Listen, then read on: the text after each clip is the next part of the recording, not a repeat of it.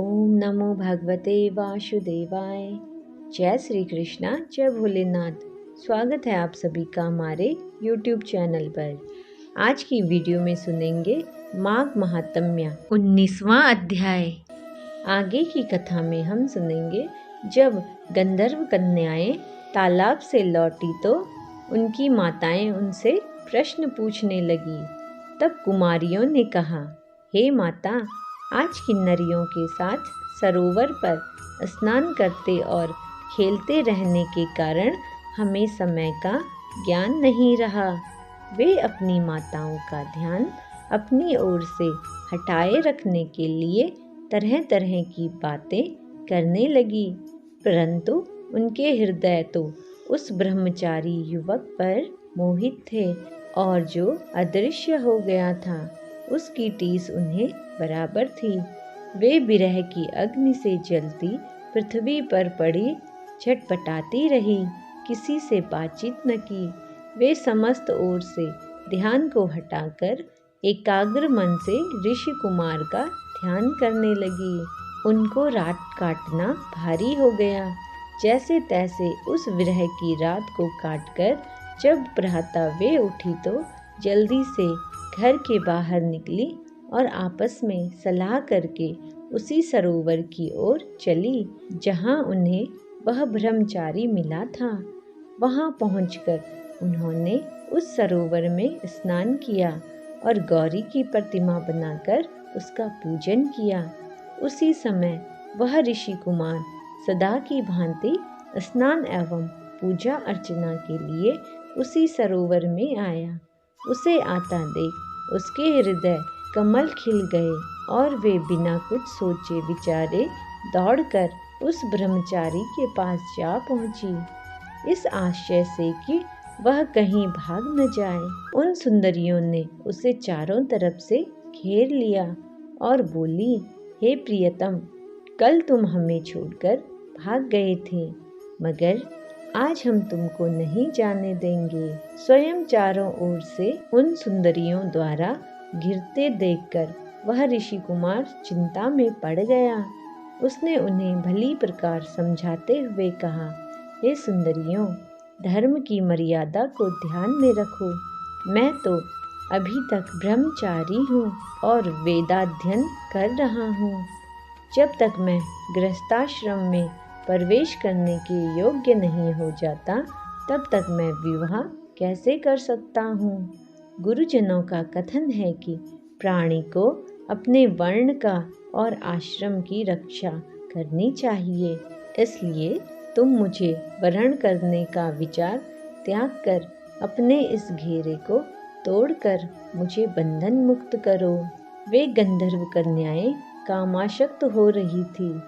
उस ऋषिपुत्र की वह अमृतवाणी सुनकर वे और अधिक अधीर हो उठी और बोली, हे कामरूपे, विद्वानों का कथन है कि धर्म से अर्थ, अर्थ से काम और काम से धर्म का उदय होता है।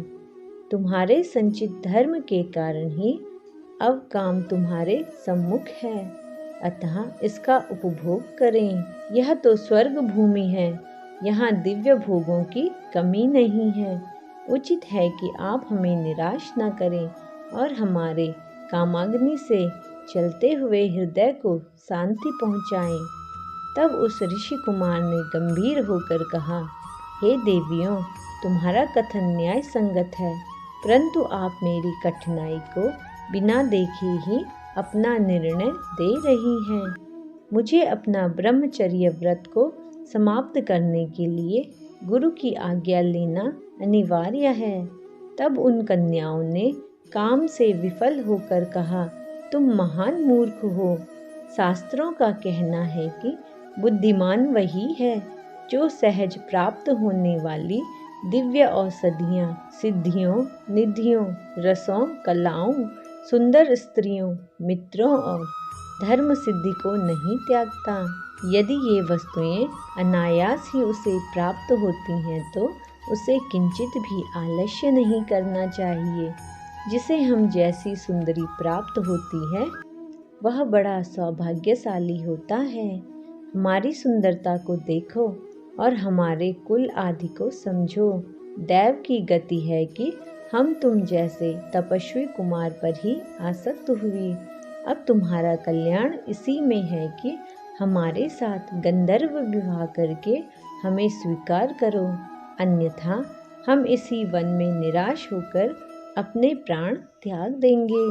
प्राण ऋषि कुमार ने कहा, हे सुंदरियों, धर्म, अर्थ, काम, मोक्ष चारों वर्ग विधि पूर्वक सेवन करने से ही प्राणी को उनका सुफल प्राप्त होता है। अतः जब तक मेरा ब्रह्मचर्य व्रत पूर्ण नहीं हो जाता, मैं कदापि तुम्हारा व्रण नहीं कर सकता, क्योंकि समय से पूर्व किया कर्म उसी प्रकार नष्ट होता है जैसे कि सागर में डाला गया एक लोटा जल। हे कन्याओं, इस समय मेरा मन धर्म में आसक्त है, अतः मैं तुम्हारी इच्छा की पूर्ति कदापि नहीं कर सकता।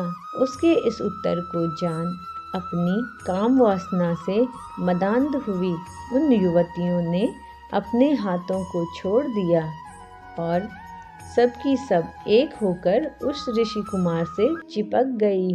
प्रमोदनी ने उसके चरण पकड़े, सुशीला और सुस्वरा ने उसकी दोनों भुजाओं को जकड़कर पकड़ लिया, सुतारा उसके वक्ष से चिपक गई और चंद्रिका उसके मुख को चूमने लगी।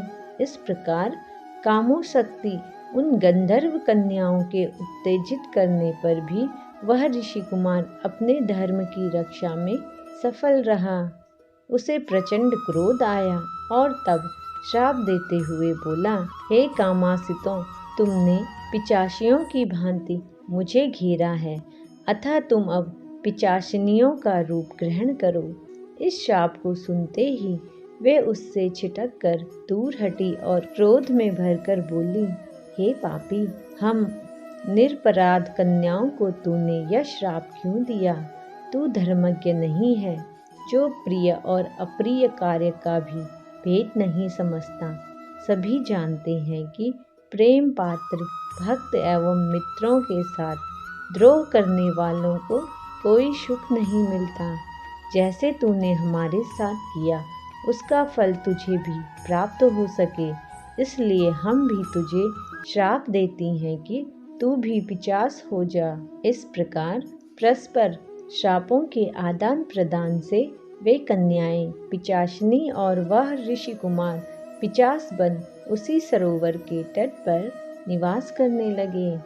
हे राजन, कर्म के फल को प्राणी अवश्य ही प्राप्त करता है।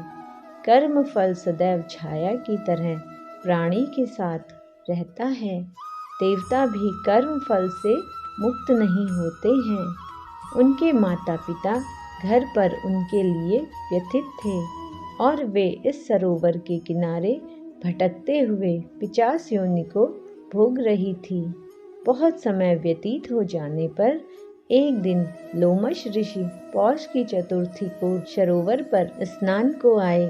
भूख से व्याकुल पिचास एवं पिचासनियां उनकी ओर भागे, परंतु लोमश ऋषि के तेज के कारण वे पास पहुंचने से पहले ही जलने लगे और इस कारण वे दूर भाग गए। वह वहां अग्निमय का पिता वेदनिधि लोमश ऋषि को सरोवर तट पर आया देख उनके पास आकर हाथ जोड़कर बोला, हे महामुने, महाभाग्य के उदय होने पर ही उत्तम पुरुषों के दर्शन होते हैं।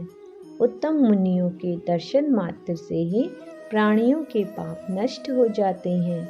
हे नाथ, मेरा यह पुत्र और ये सुंदर गंधर्व कन्याएं पिचास योनि को प्राप्त हुए हैं। ये इनके परस्पर श्राप का ही प्रभाव है। इतना कहकर उन्होंने संपूर्ण वृत्तांत ऋषि को सुनाते हुए कहा, हे मुने, आपके दर्शन मात्र से इनका निस्तार होगा। अब आप कृपा करके इनके श्राप को नष्ट होने का उपाय बताइए और इनके दुखों को दूर करिए। तो इसी के साथ 19वें अध्याय का समापन हुआ। उम्मीद करते हैं आपको यह कथा पसंद आई होगी। तो इसी के साथ वीडियो को लाइक और चैनल को सब्सक्राइब करना ना भूलें। जय श्री कृष्ण।